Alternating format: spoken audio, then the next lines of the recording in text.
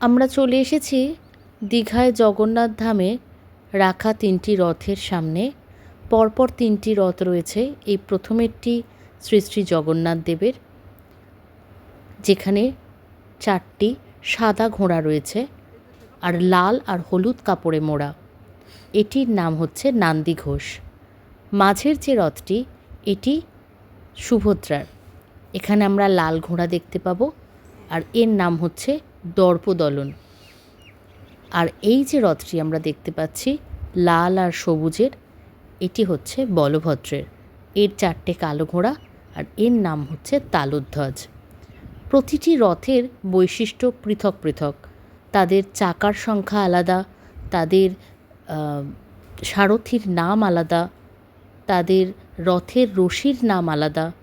আমাদের ভারতীয় মাইথোলজিতে এই নিয়ে অনেক চর্চা আছে, কিন্তু এখন শুধু এখানে আমি রথগুলোকে দেখেই মনকে আনন্দ করছি এবং অপেক্ষায় রইলাম সামনের রথযাত্রায় রথগুলো কিভাবে সেজে ওঠে এবং কিভাবে জগন্নাথ দেবের রথযাত্রা এই দীঘাতে মহা সমারোহের সাথে পালিত হয়।